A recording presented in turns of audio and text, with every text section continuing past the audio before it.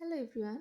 এই কাঁচের বোতলগুলো ফেলে না দিয়ে এগুলো দিয়েও যে সুন্দর করে হোম ডেকোর আইটেম বানানো যায় সেটা আপনারা আজকের ভিডিওতে দেখতে পারবেন। প্রথমেই আমি গ্লু গানের সাহায্যে পুরো বোতলটাকে হোয়াইট ম্যাক্রোম দিয়ে কভার করে নিয়েছি, যেন কোনোভাবেই বোঝা না যায় এটা একটা কাঁচের বোতল। এরপর আবার ম্যাক্রোমগুলো ছোট ছোট টুকরো করে কিছু ফুলের শেপ দিয়ে ডিজাইন করে নিচ্ছিলাম। এখানে চাইলে বিভিন্ন ধরনের পেইন্ট ইউজ করেও ডিজাইন করা যেত, কিন্তু আমি সেটা আরেকদিন করে দেখাবো। আজকে আমি পুরো কাজটা ম্যাক্রোম দিয়েই কমপ্লিট করব। তো এই জিনিসটাকে আরও বেশি গর্জিয়াস করার জন্য আমি এখানে কিছু স্টোন, পার্ল এবং লং বিডস অ্যাড করেছি, যাতে দেখতে জিনিসটা অনেক বেশি গর্জিয়াস লাগে। এবং সব কিছু শেষ করার পরে যখন আমি এখানে একটা মানি প্ল্যান্ট সেট করলাম, জিনিসটা দেখতে অসাধারণ লাগছিল।